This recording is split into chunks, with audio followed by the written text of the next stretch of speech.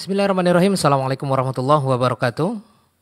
Alhamdulillahirabbil alamin alladzi bi ni'matihi tatimmu shalihat hamdan katsiran thayyiban mubarakan fihi kama yuhibbu rabbuna wa yarda. Asyhadu an la ilaha illallah wahdahu la syarikalah wa asyhadu anna Muhammadan abduhu wa rasuluh sallallahu alaihi wasallam la nabiyya ba'da wa ala alihi wa ashabihi radhiyallahu anhum wa man tabi'ahum bi ihsan ila yaumil qiyamah.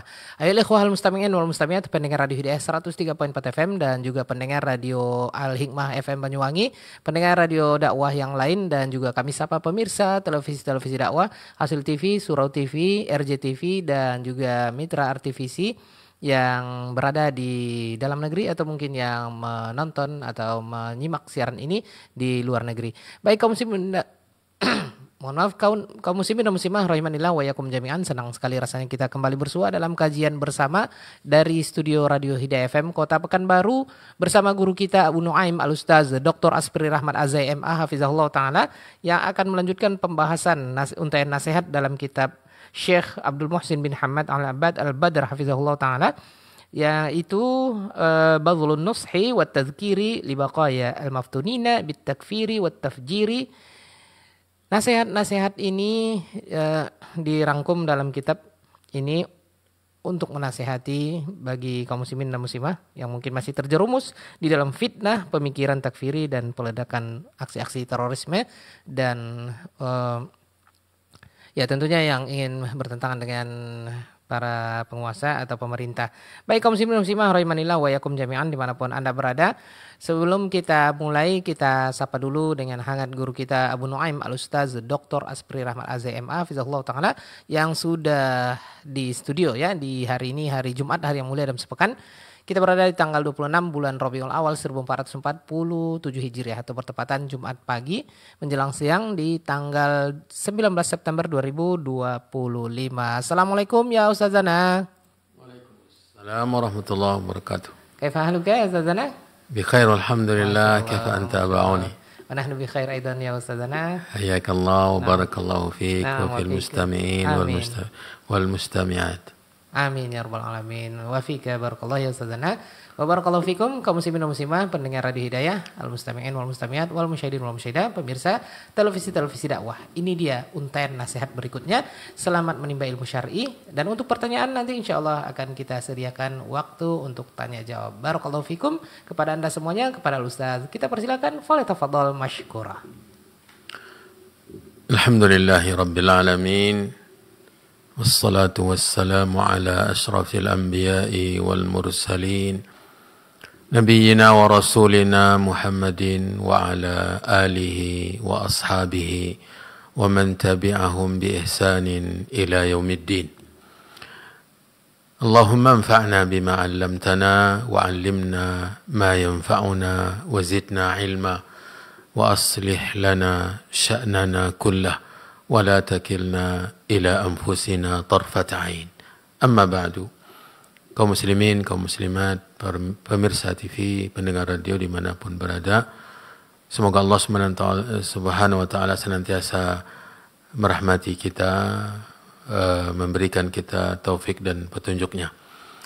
Alhamdulillah kita kembali bersama di majelis ini untuk melanjutkan pelajaran membaca karya-karya para ulama. Dalam hal ini kita sedang membaca kitab yang ditulis oleh guru kita Syekh Abdul Muhsin bin Hamad Al-Abbad Al-Badr hafizahullahu ta'ala wa baraka fi ilmihi wa malihi wa umrihi wa ahlihi, yang berjudul Badlun Nushi wa Tadhkir li Baqaya Al-Maftunina bit Takfiri wa Tafjir, untaian nasihat dan juga peringatan untuk yang tersisa dari orang-orang yang masih terfitnah dengan pemikiran takfir dan tindakan-tindakan teror.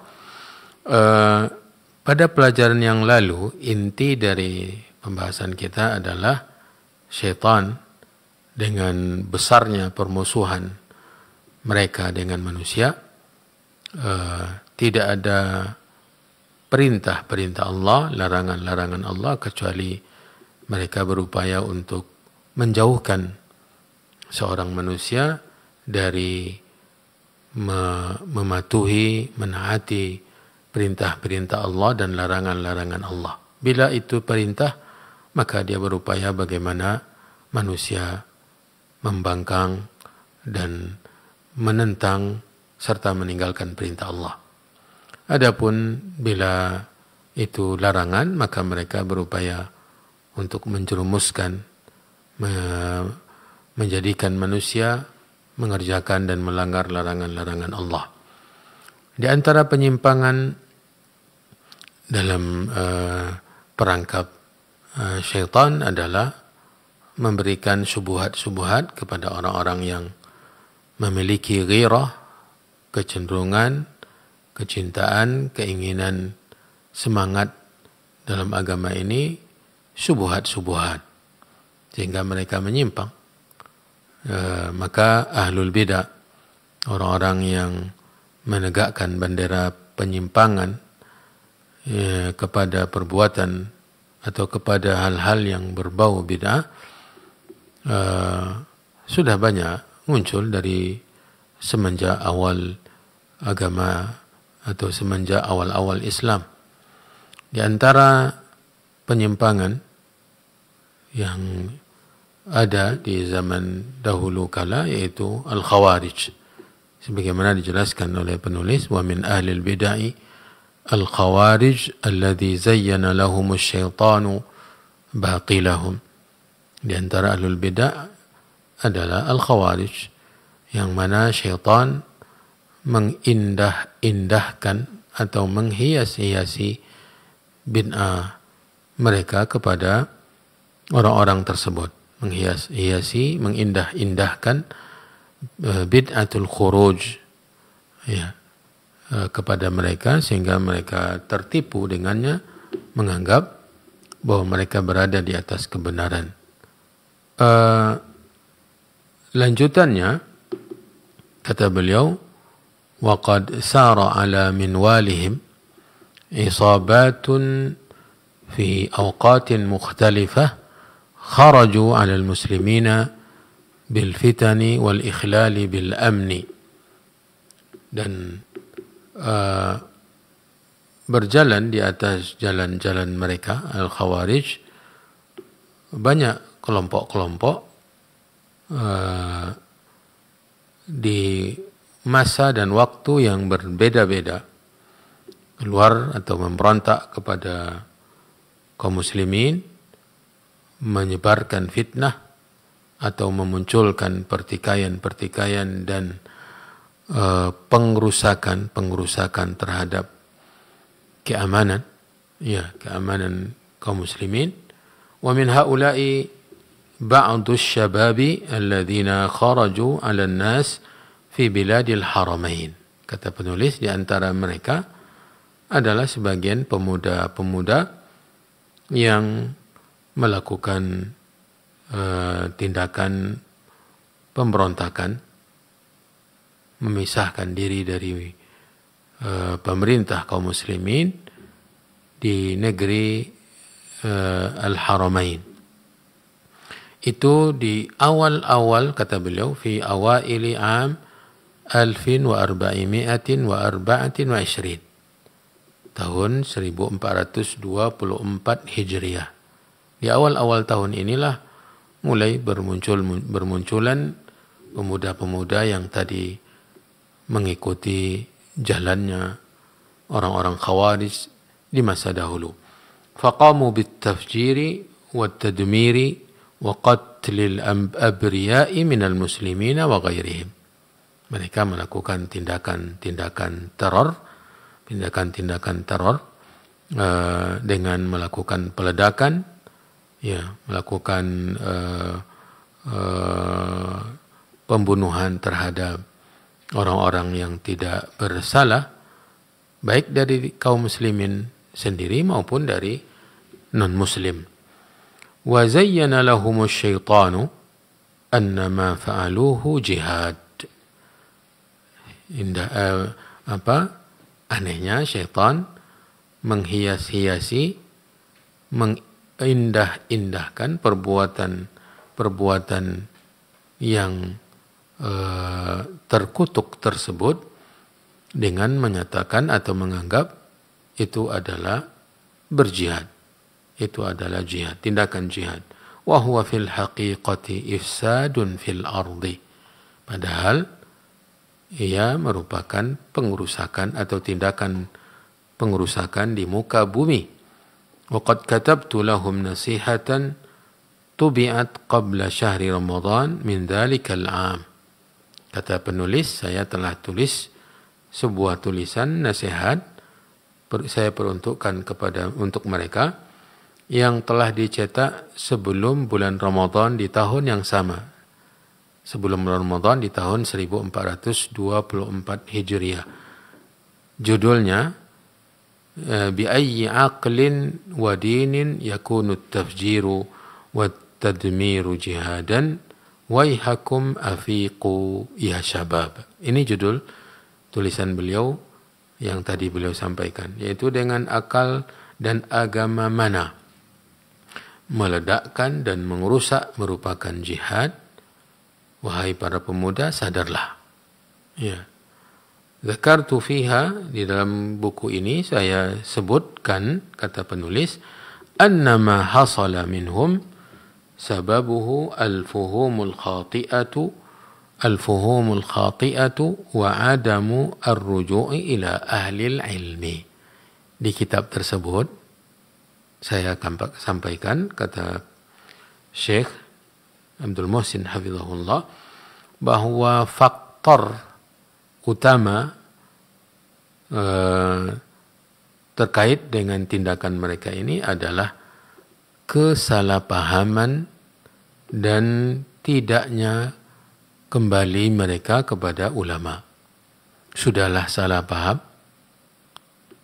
keliru dalam memahami, kemudian juga tidak rujuk kepada ahlul ilmi.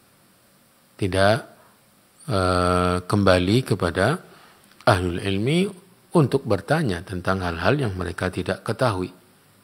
Wa dzakartu fiha, di dalam kitab ini juga, jadi yang beliau simpulkan di sekarang ini, di kitab yang pertama adalah bahwa sebab tindakan-tindakan yang dilakukan oleh pemuda-pemuda yang masih kecil usianya, ya, dari tindakan-tindakan teror, peledakan, penghancuran, menghilangkan rasa aman, dan seterusnya, itu penyebab utamanya salah memahami agama, menyimpang dalam memahami agama.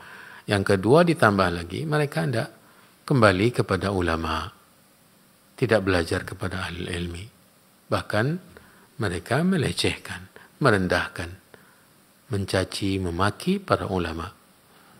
Kemudian beliau simpulkan juga isi kitab yang pertama di sini, wa dzakartu fiha, di dalam kitab yang tadi saya juga menyebutkan munadharata Abdullah bin Abbas radhiyallahu anhuma lil khawarij. Saya sebutkan di kitab itu dialog antara Abdullah bin Abbas radhiyallahu anhuma dengan Khawarij, ya, yang nanti hasilnya banyak di antara mereka yang bertobat, ribuan dari mereka yang kembali meninggalkan penyimpangan dalam memahami agama tersebut karena Abdullah bin Abbas pahamkan mereka, dan barulah mereka sadar bahwa mereka salah, sehingga mereka rujuk kepada pemahaman yang benar. Kemudian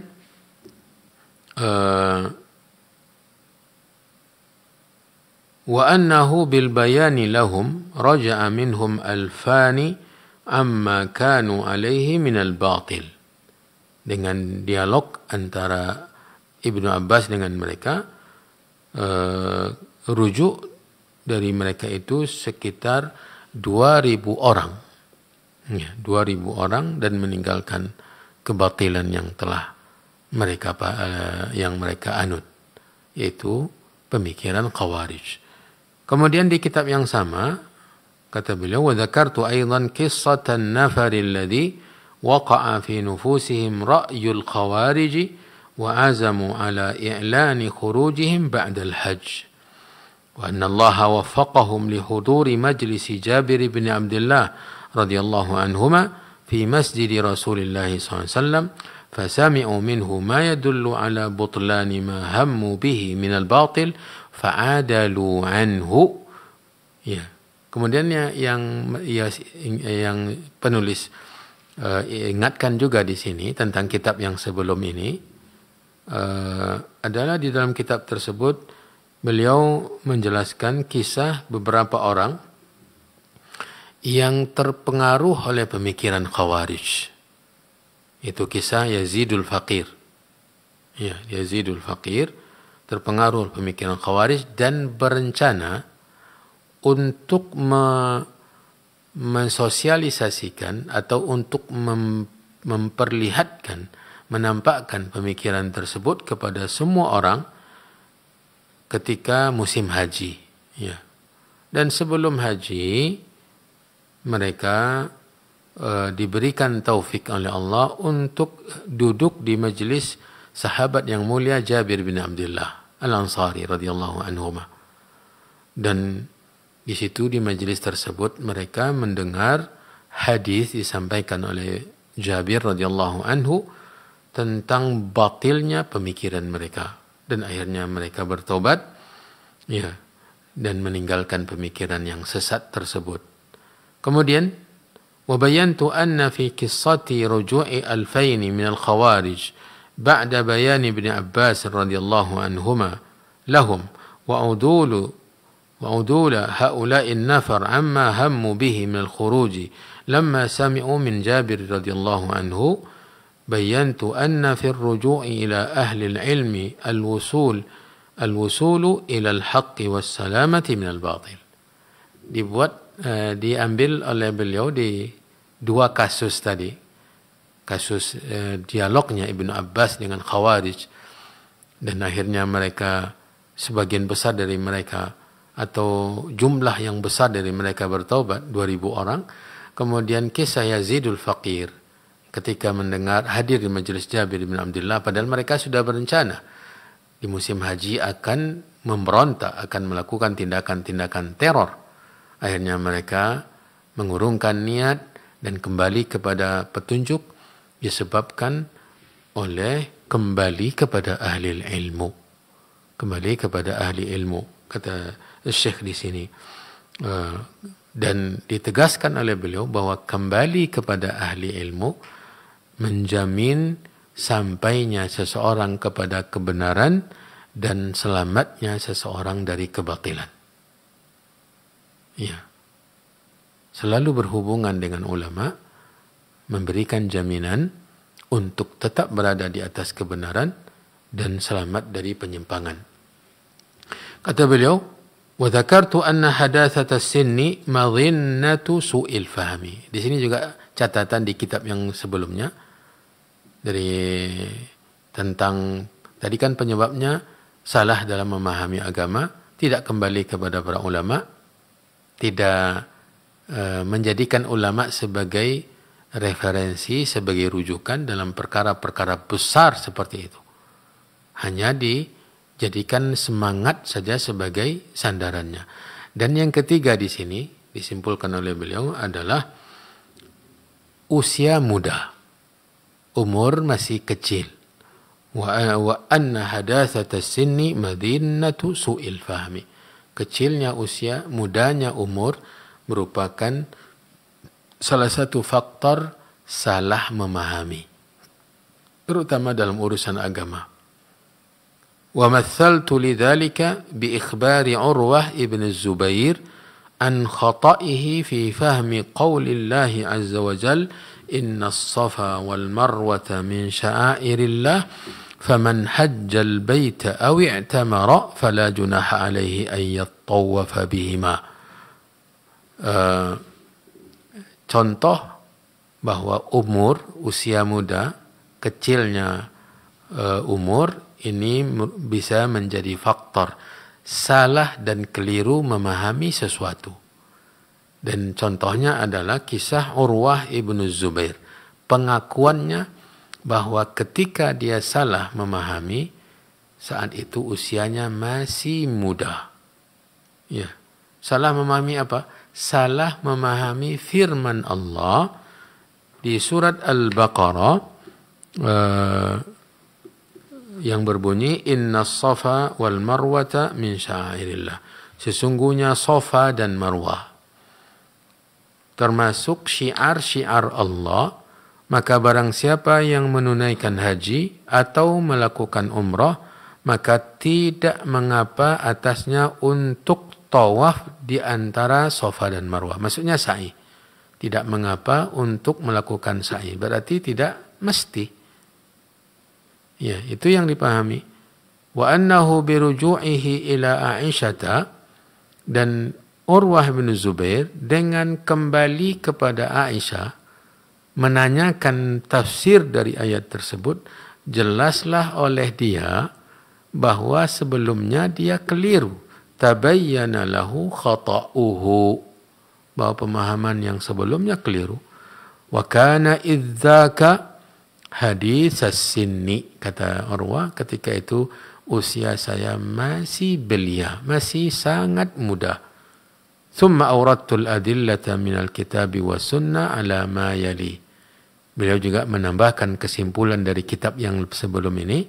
Setelah kisah Urwah bin Zubair yang salah memahami disebabkan oleh faktor usia yang masih muda, masih kecil, lalu saya, kata beliau, menyampaikan, menukilkan dalil-dalil dari Al-Quran maupun dari Sunnah tentang hal-hal berikut ini. Yang pertama, tentang besarnya dosa atau kerasnya sikap syariat semuanya. Sikap keras, sikap semua syariat, ya, terhadap pembunuhan. Jadi semua menentang, semua mengecam apapun bentuknya, ya, yaitu membunuh. Semua agama, semua syariat, semua manusia menentang praktek pembunuhan, menzalimi orang. Disebutkan dari dalilnya oleh beliau. Kemudian yang kedua, dalil-dalil juga dari Al-Quran dan hadis tentang hukum membunuh seorang muslim. Hukum seorang muslim bunuh diri. Ya, hukum seorang muslim bunuh diri, baik sengaja maupun tidak sengaja. Kemudian juga beliau jelaskan dalil-dalil dari Al-Quran dan Sunnah tentang hukum membunuh seorang muslim. Kalau tadi muslim bunuh diri, yang ini seorang muslim dibunuh. Ya, membunuh seorang muslim hukumnya apa? Disebutkan dalil-dalilnya di tempat tersebut oleh beliau.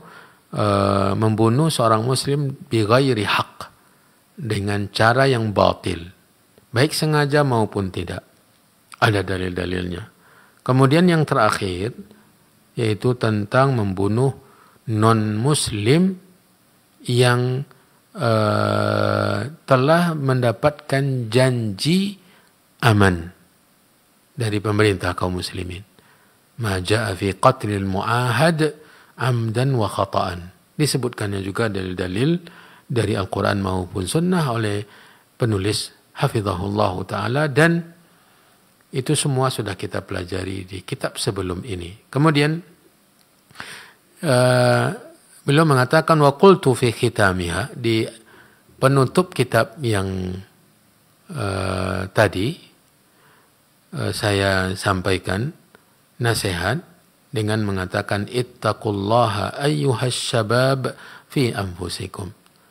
Bertakwalah kalian wahai pemuda pada diri kalian masing-masing. La takunu farisatan lisyaitan. Jangan sampai kalian menjadi korban-korban setan. Yujma'u lakum baina khizyai ad-dunya wa adzabil akhirah. Di mana dikumpulkan, digabungkan untuk kalian antara hina dunia dan azab akhirat. Antara hina kesesatan di dunia dan azab akhirat. Jangan sampai. Wattaqullaha fil muslimina, dan hendaklah kalian para pemuda bertakwa, takut kepada Allah pada kaum muslimin. Minas syuyukh, baik yang sudah tua usianya, yang sudah lansia wal kuhul wasyabab, maupun yang pemuda-pemuda. Jangan sampai kalian dengan mudahnya mencelakai mereka, menyakiti mereka. Wattaqullaha fil muslimat minal ummahat wal banat wal akhawat wal ammat wal khalat.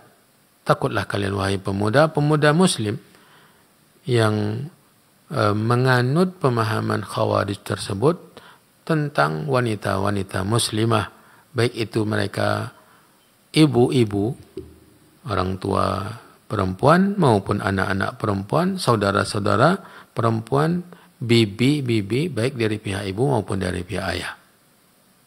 Al-khalad wal ammat. Takutlah kepada Allah tentang mereka. Ya. Wattaqullaha fi syuyukhir rukka wal atfalir rudha. Takutlah kalian kepada Allah tentang orang-orang yang sudah tua, yang sudah membungkuk badannya, atau bayi-bayi yang masih menyusu, yang bisa jadi merupakan korban dari tindakan-tindakan kalian semua. Wattaqullaha fid dima'il ma'suma wal amwalil muhtaramah. Takutlah kalian kepada Allah tentang darah-darah yang dijaga oleh agama, diharamkan untuk ditumpahkan, dan harta-harta yang terhormat yang kalian rusak, yang kalian hancurkan. Lalu beliau menukilkan ayat-ayat, fattaqun nar allati waquduha an-nas wal hijara. Takutlah kalian ke neraka yang bahan bakarnya adalah manusia dan batu. Wattaqu yawman turja'una fihi ila Allah thumma tuwaffa kullu nafsin ma kasabat wa hum la yuzlamun yawma tajidu kullu nafsin ma 'amilat min khairin muhtara wa ma 'amilat min su'in tawaddu law anna bainaha wa bainahu amadan ba'ida. Kemudian ayat yauma yafirrul mar'u min akhihi wa ummihi wa abihi wa sahibatihi wa bani likulli imri'in minhum yauma idzin sya'nu yughni. Itu semua dalil-dalil yang beliau paparkan mengingatkan para pemuda-pemuda yang terjerumus kepada pemikiran-pemikiran yang tadi, tindakan-tindakan teror. Takutlah kalian kepada Allah. Ya, takut ke neraka, takut kepada hari yang kalian dikembalikan kepada Allah dan diberikan kepada kalian lengkap balasan dari perbuatan-perbuatan kalian dan kalian tidak dizalimi. Pada hari di mana setiap orang mendapatkan apapun yang dia kerjakan hadir di depannya, dan apa yang dia lakukan dari perbuatan keburukan, dia berharap dipisahkan antara dia dengan perbuatan-perbuatan tersebut dalam waktu atau dengan jarak yang panjang, yang jauh. Dan hari di mana seseorang lari dari saudaranya, dari ibu dan ayahnya, dari istri dan anak-anaknya. Setiap orang memiliki urusan masing-masing di hari tersebut. Afiqu min subatikum wantabihu min ghaflatikum wa la takunu matiyatan lisyaitan lil ifsadi fil ard. Sadarlah kalian wahai pemuda dari kelalaian dan tidur kalian. Bangunlah dari kelalaian kalian dan janganlah kalian menjadi senjata syaitan untuk merusak di muka bumi. Itulah penutup dari kitab yang lalu. Diringkas kembali oleh penulis hafizahullah taala. Kemudian dia mengatakan wa qad madha ala suduri tilka risalah amun wa nisfu amin taqriban. Dan telah berlalu pasca penulisan kitab yang tadi 1,5 tahun kurang lebih. Hasala ba'da dzalika tafjirat wa af'alun sayyi'ah min haula'i syabab. Ternyata sangat disedihkan dan disayangkan. Kembali terjadi peledakan, perbuatan-perbuatan buruk dari mereka-mereka, para pemuda-pemuda tadi. Qutila fiha abriya. Tindakan mereka tadi menyebabkan banyaknya orang-orang yang tidak bersalah korban, terbunuh mereka. Wa rummila fiha nisa wa yuttima atfal. Banyak wanita-wanita yang jadi janda karena suaminya termasuk korban, dan banyak anak-anak yang jadi yatim karena ayahnya termasuk korban. Wa qutila fiha katsirun min haula'i syabab. Dan mereka juga banyak yang meninggal dunia, para pemuda-pemuda tersebut.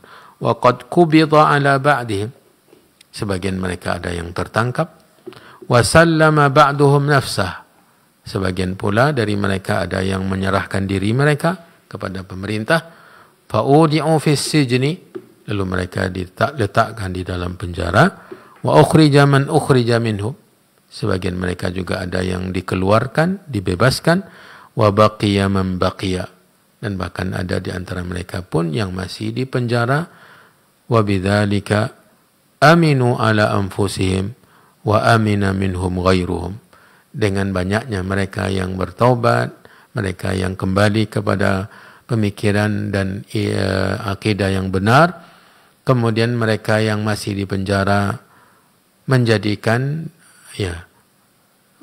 mereka aman dari dosa, mereka aman dari tindakan kezaliman, dan orang lain pun aman dari mereka. Wartaha ahluhum, keluarga mereka pun merasa tenang, wadawuhum, kerabat-kerabat mereka juga merasa tenang. Ya, mereka tidak terlalu cemas lagi karena mereka ini sudah ada yang menyerahkan diri, ada yang dipenjara karena tertangkap, dan masih tetap dinasihati. Ya, wa hadhihi risalatu nusin ukhra, kata beliau, inilah nasihat berikutnya, ila baqaya haula'i syabab, ditujukan kepada mereka yang masih tersisa, yang masih berada di jerat-jerat penyimpangan tadi.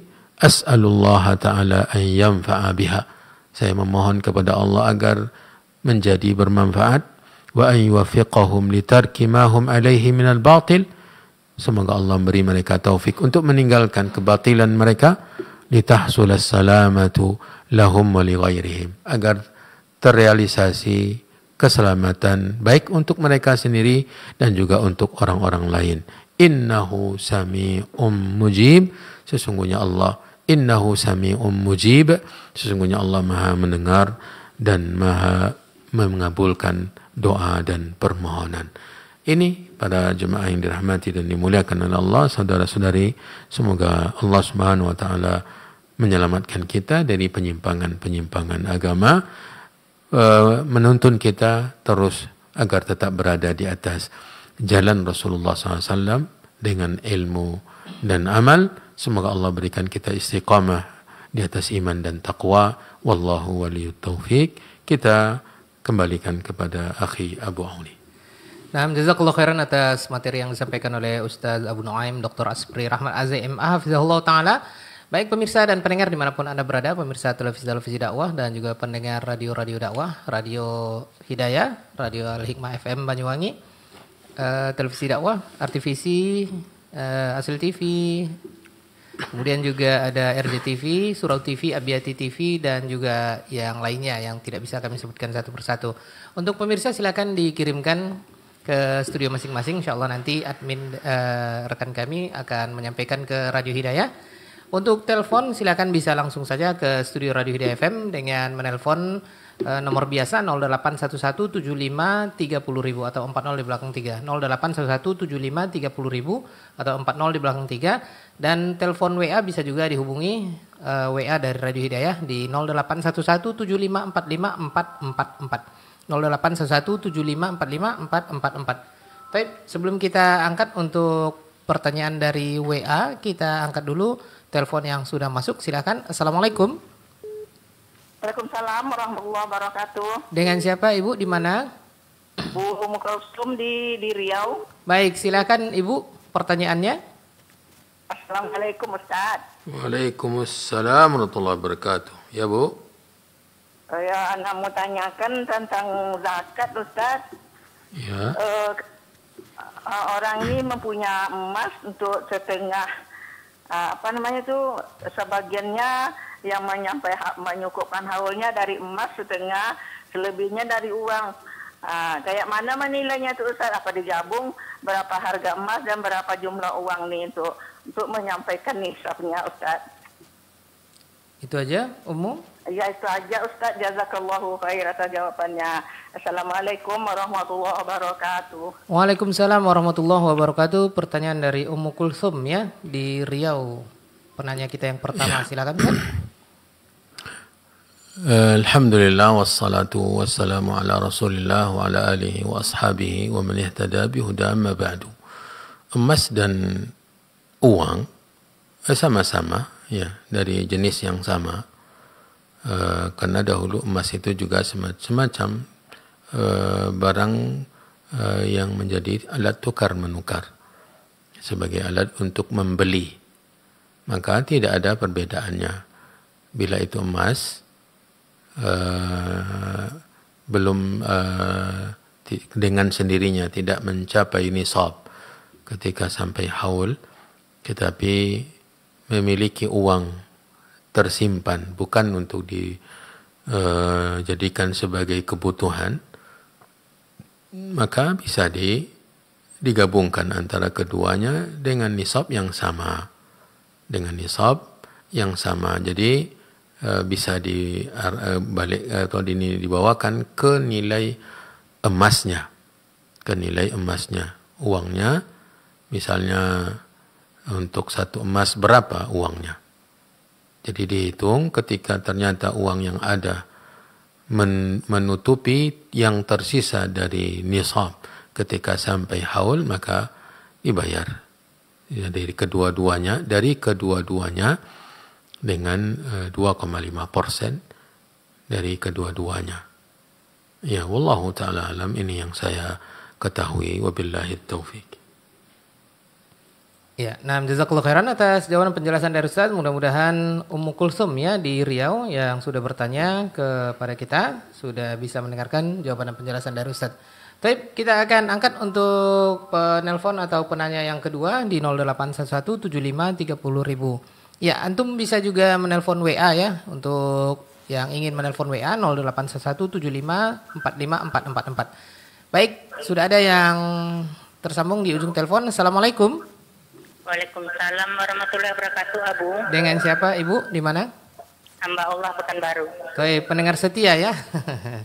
Masya Allah. Baik, silakan Ibu. Pertanyaannya, tafadhali. Assalamualaikum warahmatullahi wabarakatuh, Ustaz. Waalaikumsalam warahmatullahi wabarakatuh. Ya, Bu. Ini Ustaz, seorang hamba Allah berumur 63 tahun, ibu-ibu Ustaz, belajar tasin dari Pandau ke Rumbai. Jadi dia naik ini Ustaz, naik Grab gitu kan. Dari Pandau ke Rumbai jauh juga Bu ya, belajar tasin? Ya, jauh, Abu. Iya. Rumbai dia naik Grab. Kadang-kadang ditemani sama cucunya, kadang-kadang dia sendiri. Iya.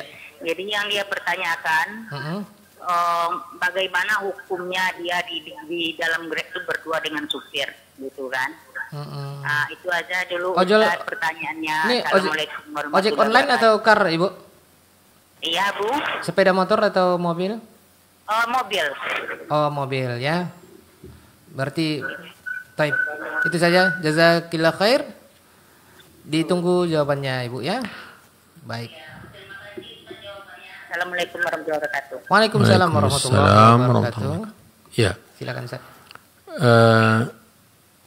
Nabi SAW di dalam hadisnya mengatakan la yakhluwanna rajulun bimra'atin illa wa ma'ahu syaitan wa thalithuhuma syaitan.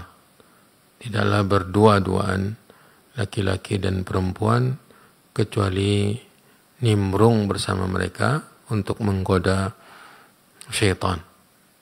Yang ketiganya untuk bukan hanya sekadar hadir, tapi faktor bergabungnya syaitan adalah untuk menyesatkan atau menjerumuskan kepada dosa. Yang tidak kita dapatkan di dalam hadis ini adalah penetapan usia. Ya, tidak kita dapatkan dalam hadis itu pengecualian usia. Nabi SAW tidak mengatakan kecuali kalau yang sudah berusia 63 tahun ke atas. Ya, tidak ada. Jadi fitnah itu bisa jadi muncul bukan karena fitnah syahwat, tapi fitnah yang lain. Bisa jadi wanita ini atau laki-laki supir Grab ini dibisik-bisikan oleh syaitan untuk menjarah atau menyakiti ibu ini atau mengambil apa yang dia punya lalu dicampakkan di jalan.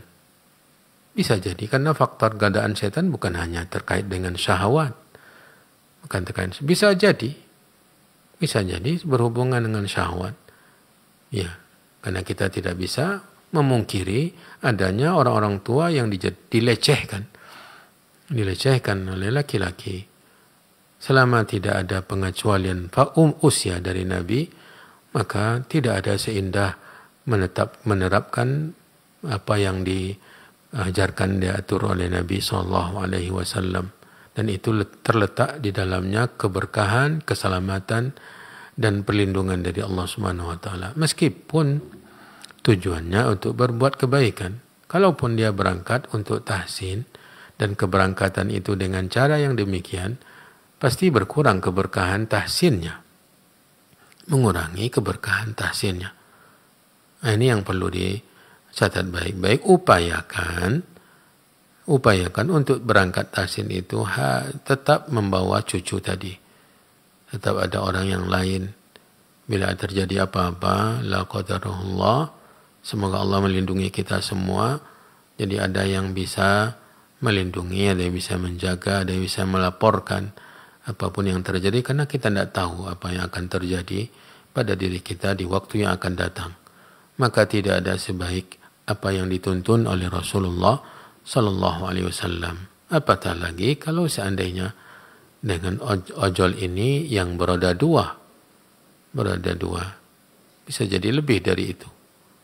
Wallahu ta'ala waliyut taufiq. Ya, jazakallahu khairan atas jawaban dan nasihat dari Ustaz. Mudah-mudahan ibu hamba Allah ya. Silakan Nek ya. Mudah-mudahan cucunya bisa setia menemani. Baik, kita lanjut ke pertanyaan berikutnya. Silakan di 08117530.000 atau bisa menelpon WA kami di 081175454444. Untuk pemirsa yang ingin bertanya boleh juga melayangkan pertanyaannya ke studio Hasil TV, Surau TV atau RTVC ya. Silakan, insyaallah nanti kita akan terima di studio Radio Hidayah FM Pekanbaru. Baik, kita akan lanjutkan untuk penanya berikutnya. Silakan. Assalamualaikum. Waalaikumsalam. Dengan siapa Ibu, di mana? Dengan Ibu Tia di Pekanbaru. Ibu Tia di Pekanbaru. Silakan Ibu Tia, langsung saja ke Ustaz. Assalamualaikum Ustaz. Waalaikumsalam. Jadi saya ingin menanyakan, kebetulan kakak saya kan meninggal. Jadi dia sudah ada anak dan belum menikah. Kakak kandung. Iya, kakak kandung. Terus? Sudah meninggal tapi tidak menikah dan tidak punya anak. Tapi tidak menikah dan tidak punya anak. Ya. Terus? Benar. Nah, sebelum dia meninggal, dia pernah memberi ke adiknya karena dia ada rumah, dibilangnya ini rumah kontrakannya, uang kontrakannya kamu boleh ambil. Yeah. Nah, sekarang kan kakak saya itu sudah meninggal. Apakah itu termasuk warisan atau bagaimana Ustaz? Kakak laki-laki atau perempuan? Mohon maaf Ibu Tia. Kakak perempuan. Kakak yang perempuan. meninggal kakak perempuan. Yeah. Jadi dia ada rumah. Yeah. Nah, rumah itu kan dikontrakkan. Sebelum dia meninggal, dia beberapa bulan sebelum dia meninggal, karena abang saya tidak bekerja, dia memberi uang kontrakan itu. Dia ada bilang, ambillah uang kontrakan ini, katanya gitu. Nah, sekarang kakak saya itu sudah meninggal. Nah, apakah tetap uang kontrakan itu kembali ke yang dia beri, atau itu masuk warisan, atau bagaimana Ustaz? Masih berhakkah abang saya ini menerimanya dari ucapan di saat masih hidup? Baik, Masya Allah. Sudah lengkap. Assalamualaikum. Waalaikumsalam warahmatullahi wabarakatuh. Jazakillah khair. Pertanyaan yang bagus dari Ibu Tia ya di Pekanbaru. Silakan Ustaz. Baik, sebelum kita jawab pertanyaan Ibu Tia tadi, kita tambahkan untuk masalah Grab tadi ya, masalah ojek online Ustaz ya. Ya, ada solusi, ada apalagi di Pekanbaru ini ada yang menyediakan ojol ini yang supirnya perempuan. Sudah ada, ada. Tinggal jenisnya saja yang perusahaannya saja yang berbeda. Ini bisa kita cari tahu untuk menghubungi akhwat-akhwat yang punya link ke sana, dan nanti kita minta yang drive-nya atau drivernya yang akhwat. Itu mungkin bisa solusi. Balik kita ke pertanyaan tentang tadi, seorang wanita tidak punya anak karena tidak menikah, lalu meninggal dunia. Sebelum meninggal dunia, dia memiliki rumah atau rumah kontrakan, yang mana sebagian dari hasil atau mungkin saja hasil dari kontrakan tersebut dia berikan kepada adik laki-lakinya yang belum bekerja. Kemudian apakah setelah meninggal dunia hasil atau uang kontrakan ini masih lanjut diambil oleh adik laki-lakinya tadi, atau apa yang ditinggalkannya itu menjadi warisan? Maka jawabannya, wallahu ta'ala alam, setelah ibu atau wanita ini meninggal dunia, maka hartanya berstatus sebagai warisan.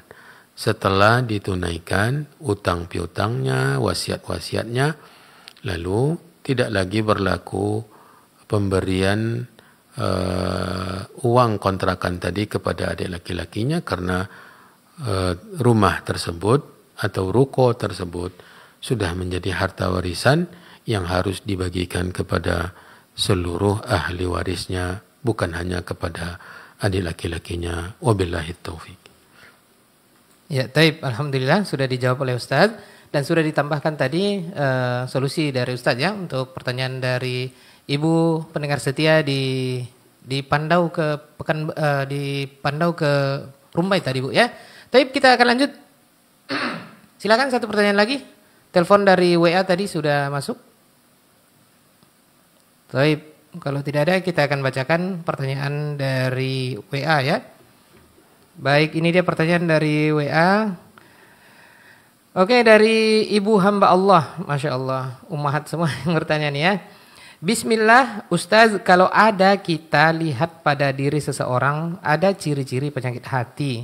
Misalnya kalau diarahkan untuk beribadah seperti sholat tepat waktu, membaca Al-Quran, duduk di pengajian, ketika dikasih tahu tidak diperdulikan. Kalau untuk urusan dunia cepat, Ustaz. Apa yang harus kita lakukan? Rasanya mau kita ru'yah, namun itu tidak mungkin disampaikan kepadanya. Rasanya jelas dia akan menolaknya. Sepertinya dia tidak menyadari keadaan yang dialaminya. Jazakallah khairan, Ustaz. Ini pertanyaannya sambil kesal. Pertanyaannya apa tadi? Pertanyaannya ini bagaimana sikap? Ya, sikapnya kepada orang yang seperti demikian, Ustaz. Dari Ibu hamba Allah di Pekanbaru. Tafadhal, masykurah. Yang pertama, itulah keadaan manusia. Ya, manusia ini bermacam ragam sifat. Ada yang beriman, ada yang tidak beriman.